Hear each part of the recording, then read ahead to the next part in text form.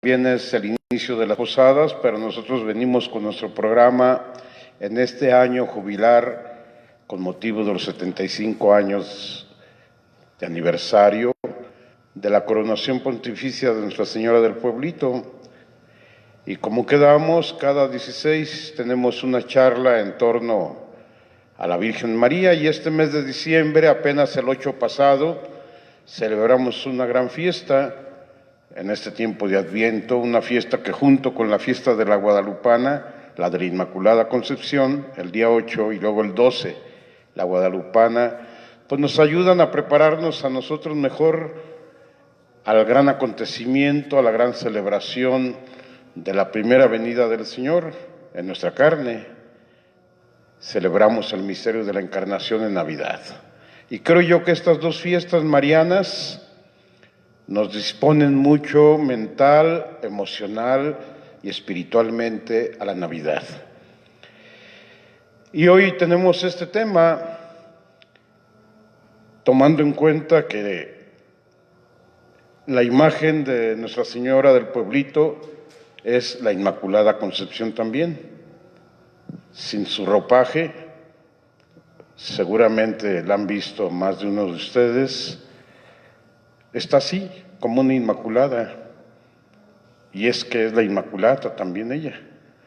Pero todas las imágenes de la Virgen, lógicamente, son inmaculadas, ¿no? La Inmaculada misma Virgen María es la misma Virgen María con distinta ropa, distinto color, distinto título, ¿no? Vamos pues a iniciar esta nuestra charla de este mes, en este año jubilar, y les invito a que hagamos un momento de oración de pie. Ya que estamos en este mes de diciembre, en Adviento, y la Virgen María como nuestra maestra del Adviento, la saludamos a ella con la oración que todos sabemos, el Ave María. Todos: Dios te salve María, llena eres de gracia, el Señor es contigo. Bendita eres entre todas las mujeres y bendito el fruto de tu vientre, Jesús. Santa María, Madre de Dios, ruega, Señora, por nosotros los pecadores, ahora y en la hora de nuestra muerte. Amén. Gloria al Padre, y al Hijo, y al Espíritu Santo. Como era en principio, ahora y siempre, por los siglos de los siglos. Amén. Si os mostráis tan piadosa, quien a vos llega contrito, Virgen Santa del Pueblito, sé nuestra Madre amorosa.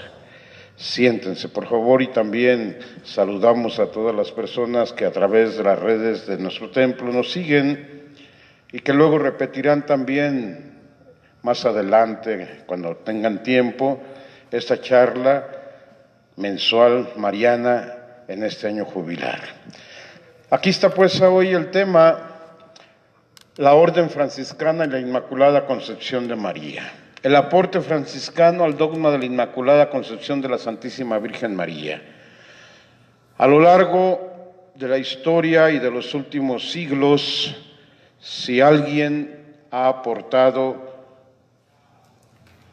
reflexión, oración, teología, defensa sobre este dogma de la Inmaculada Concepción, precisamente ha sido la Orden Franciscana. Y gracias a ella, en 1854, el Papa Pío IX proclamó y declaró dogma esto de que la Virgen María nació sin mancha de pecado. No por ella, sino en méritos precisamente de quien iba a ser ella, la madre de nuestro Salvador. Entonces vamos a tratar de conocer este aporte porque es el más significativo y el más importante en la historia de la Iglesia, el aporte franciscano a este dogma. Cada 8 de diciembre la Iglesia celebra el dogma de fe que nos revela que por la gracia de Dios, la Virgen María fue preservada del pecado desde el momento de su concepción, es decir, desde el instante en que María comenzó la vida humana. Nosotros estamos convencidos que la vida humana y también la ciencia comienza ahí, en el seno materno. ¿Sí? Esto va en contra de toda una serie de legislaciones que dicen que no, que a los tantos meses de embarazo o que hasta que el bebé nace comienza a ser persona humana. No es cierto. Desde el primer momento de la unión de las dos semillas de la mujer y del hombre, comienza la vida, y comienza la vida humana. Y desde ese momento nosotros creemos también que la Virgen María fue preservada de pecado. El 8 de diciembre de 1854, en su bula Ineffabilis Deus, el Papa Pío IX proclamó este dogma y dice así, es un dogma muy largo, pero yo aquí pongo solamente la parte central. Dice: declaramos, proclamamos y definimos que la doctrina que sostiene que la Beatísima Virgen María fue preservada inmune de toda mancha de culpa original en el primer instante de su concepción por singular gracia y privilegio de Dios Omnipotente, en atención a los méritos de Cristo Jesús Salvador del género humano. Está revelada por Dios y debe ser, por tanto, firme y constantemente creída por todos los fieles. Es un dogma de fe desde 1854. Esto no es nuevo. Ya oficialmente, a través de una bula papal, se declara el dogma, pero desde el inicio de la Iglesia, los primeros siglos, los grandes padres de la Iglesia, los grandes santos, los grandes maestros, sostuvieron lo mismo, pero no se había hecho una declaración oficial por parte de la Iglesia sino hasta 1854. Porque también en la historia pues hubo grupos que se oponían a este dogma, que no sostenían esta doctrina, como vamos a ver brevemente, ¿no?, en la historia de este dogma, ¿no?, como se los voy a presentar hoy. Es una exposición muy breve, muy general, pero si ustedes quieren profundizar, basta con que en el internet busquen Historia del Dogma de la Inmaculada Concepción y aparecen páginas y páginas y textos grandísimos de esta historia, muy bello, ¿sí?, el texto histórico sobre esto, ¿no? Pero aquí sencillamente les quiero presentar este resumen.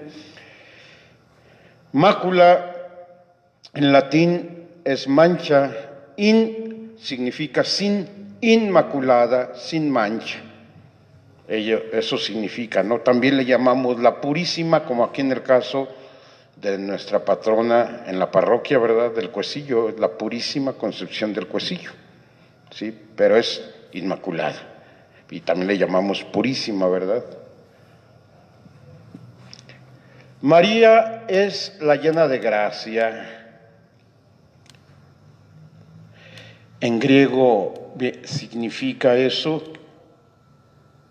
que caritomene, y significa una particular abundancia de gracia, esta palabra griega que usan exactamente el evangelista San Lucas en el saludo del ángel Gabriel, cuando va a anunciarle de parte de Dios, le dice keritoneme, ¿sí?, que significa eso, la que está llena de la gracia. Es un estado sobrenatural en el que el alma está unida con el mismo Dios. María, como la mujer esperada en el protoevangelio, se mantiene en enemistad con la serpiente porque ella es llena de gracia. Se le llama protoevangelio, que significa primer evangelio, capítulo 3, versículo 15 de Génesis, ya el anuncio de la buena noticia de la salvación. Porque inmediatamente que pasó el pecado, Dios no esperó y ya soñó y planeó la salvación del ser humano. Pero una mujer dice, aplastará tu cabeza. A esta serpiente que en todas las culturas es signo del mal y del pecado. ¿Sí? Las devociones a la Inmaculada Virgen María son numerosas y entre sus devotos destacan santos como San Francisco de Asís y San Agustín.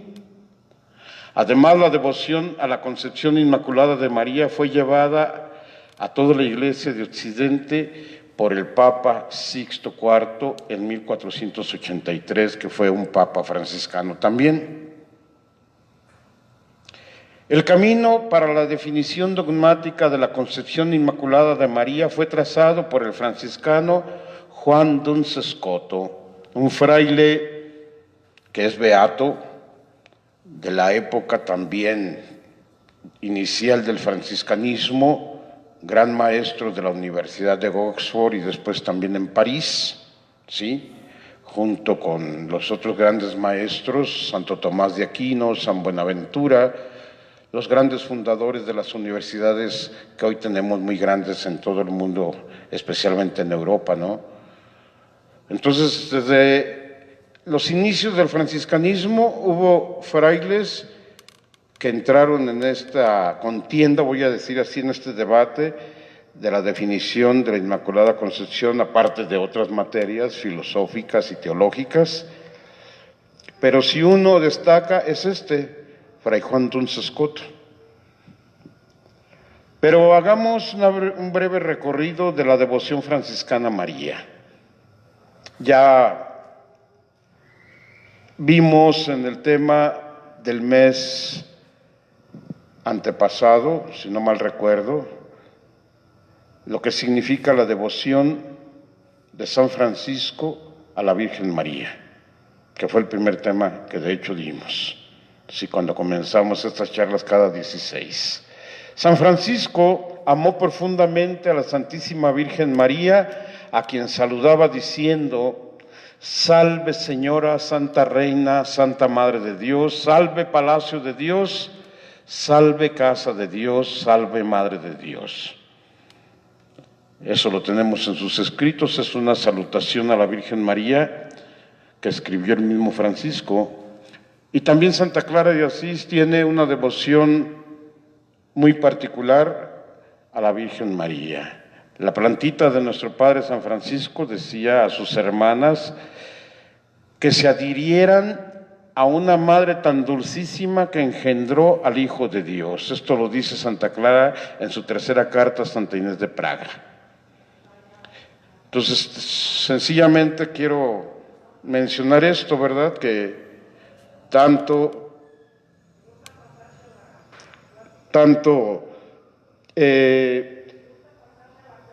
aquí vemos que San Francisco y Santa Clara tenían esa devoción a la Virgen María. La espiritualidad franciscana tiene entre sus grandes místicos y maestros al gran maestro y el primer gran maestro de teología y de escritura, San Antonio de Padua, que vivió del 1195 al 1231. Se le llama doctor Mariano, también Fray Alejandro de Jales, el doctor de los doctores, San Buenaventura de Bañorello, que es el San Buenaventura que nosotros conocemos, que también fue ministro general de la Orden. Él nació en 1217 a 1274, y podríamos decir que San Buenaventura, como que es el maestro, es el jefe de esta escuela franciscana de filosofía, de ciencias humanas y teología. Que dicho sea de paso, el Papa emérito Benedicto XVI lo conoce bastante bien. Todos sus estudios teológicos de doctorado del Papa tienen que ver con San Buenaventura. Y si en este tiempo vivo alguien conoce bien a San Buenaventura, pues es este Papa, ¿sí? Uno de los grandes maestros actuales sobre San Buenaventura, ¿sí? Se le llamaba a él el doctor seráfico, y el beato que ya les decía, Juan Duns Scoto, que vivió de 1265 al 1308, se le llama el doctor sutil porque era muy fino en sus argumentos, en su filosofía, en su antropología, en su teología, y gran defensor del dogma de la Inmaculada Concepción de la Virgen María. Lo podemos ver aquí en esta foto, sentado acá a la derecha, hincado, es él. Aunque van a ir apareciendo pinturas de él, cómo era y cómo lo representaban. La Escuela Filosófica y Teológica Franciscana defendió en mayor o menor medida la tesis inmaculista. Se le llama así, inmaculista, esa tesis, porque sostienen que la Virgen María fue concebida sin mancha de pecado. Porque va a haber otro grupo que se le va a llamar maculista, que dicen que no, ella fue como todo ser humano y también tenía el pecado original y también nació con pecado como todos nacemos con pecado. Mientras que los místicos franciscanos defendieron la doctrina de la Inmaculada Concepción movidos por un corazón puro, aún en contra de las tesis maculistas sostenidas por los dominicos, también católicos, ¿verdad? Pero era la orden del gran maestro de teólogos Santo Tomás de Aquino, ¿no? Durante el generalato, yo les decía ya que San Buenaventura fue ministro general de la orden. Durante ese generalato de San Buenaventura en 1269, la orden franciscana aprobó la fiesta de la Inmaculada Concepción. Y él decía: así los sentimientos de su corazón puro prevalecieron sobre las intuiciones de la inteligencia, en el caso de su vida, de su biografía, ¿no? De él. De hecho, hasta la actualidad, la Virgen Inmaculada, la Inmaculada Concepción de María, es la patrona de toda la orden, ¿sí? Fray Juan Duns-Scoto defendió la tesis inmaculista en la Universidad de París en el año 1305.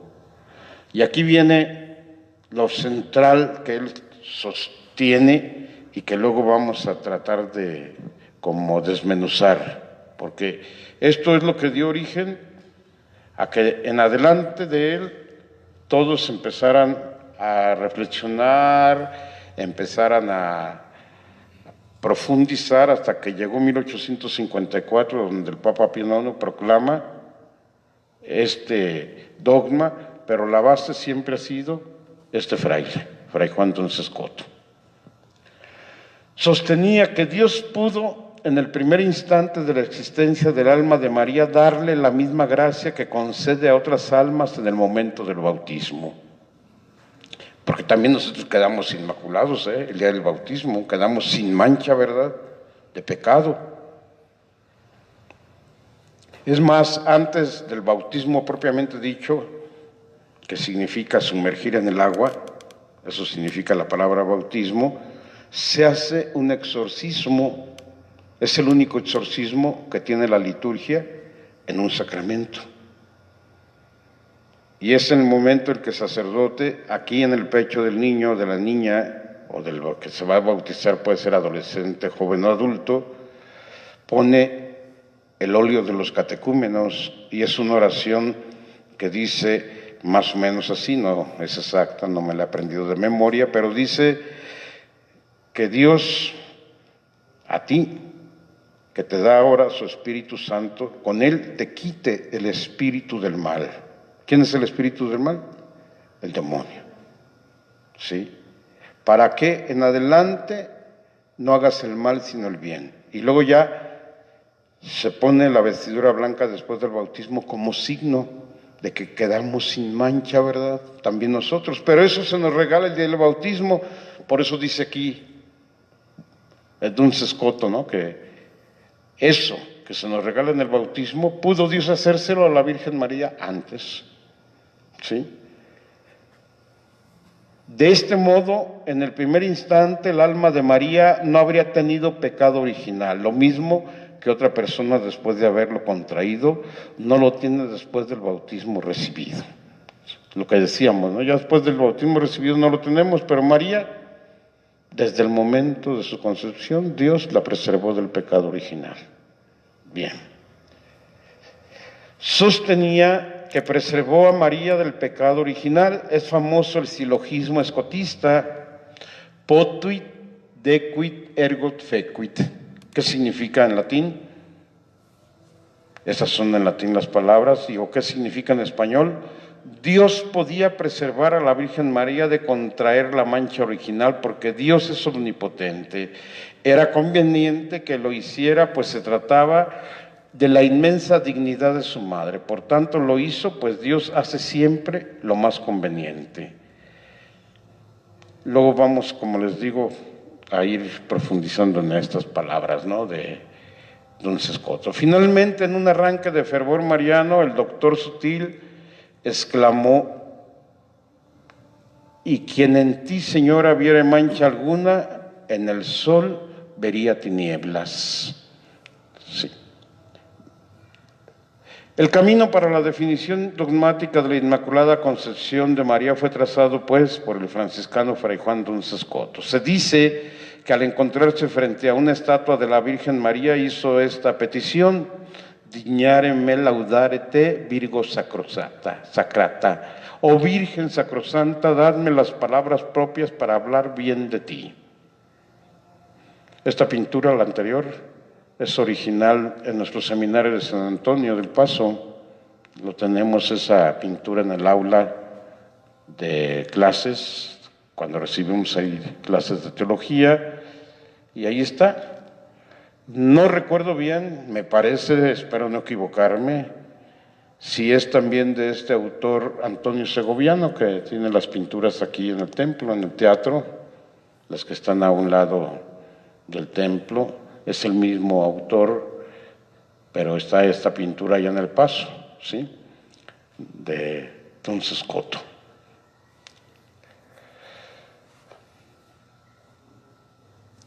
Este fraile franciscano hizo estos cuestionamientos. Número 1.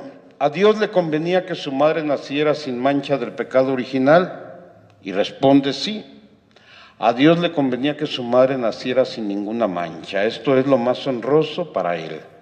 Número 2. ¿Dios podía hacer que su madre naciera sin mancha de pecado original? Sí, porque Dios lo puede todo y por lo tanto podía hacer que su madre naciera sin mancha, es decir, inmaculada.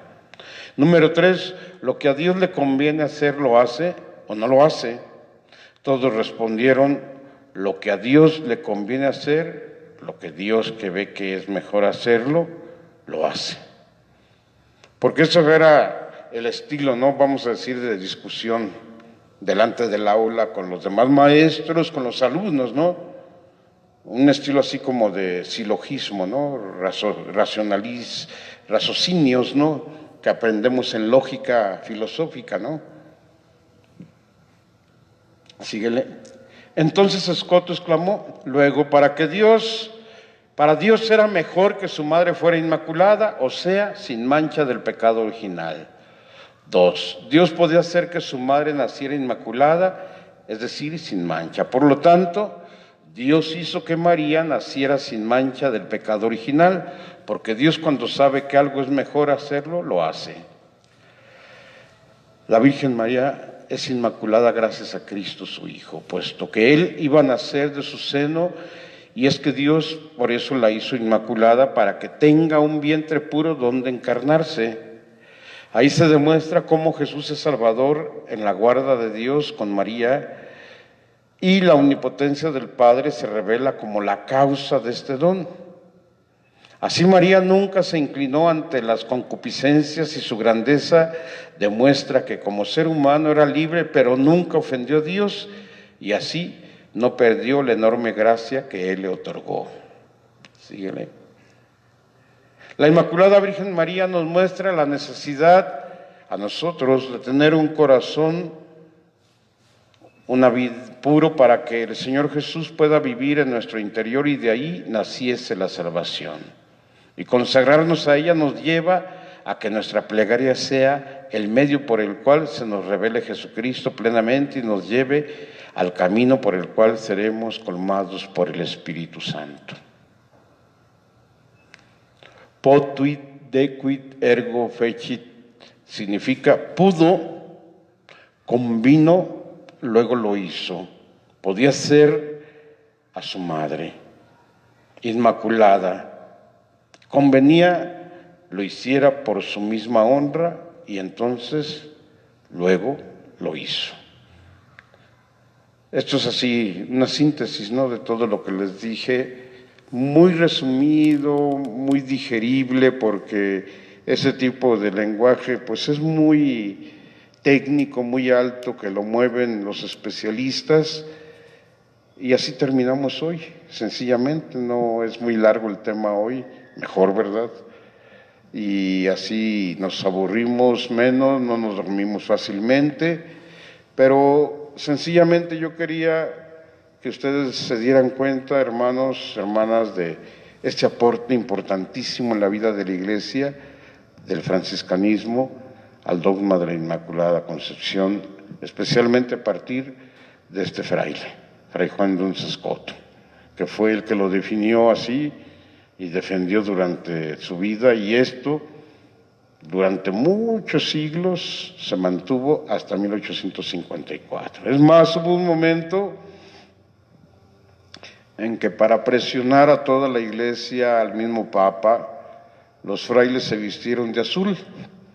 Ya no traían, no sé si han visto pinturas antiguas donde los frailes andan con un hábito azul, precisamente por eso, porque querían ser siempre como catequistas, evangelizadores de esta doctrina de la Inmaculada.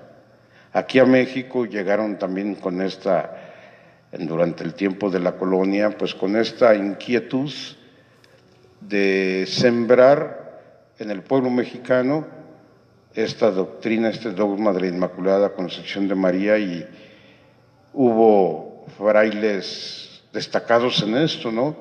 Como el ahora ya santo Junípero Serra, que fundó las misiones de la Sierra Gorda de Querétaro, y después de ahí se fue a California a fundar, las ciudades que hoy conocemos junto con otros frailes de San Francisco, San Diego, Los Ángeles.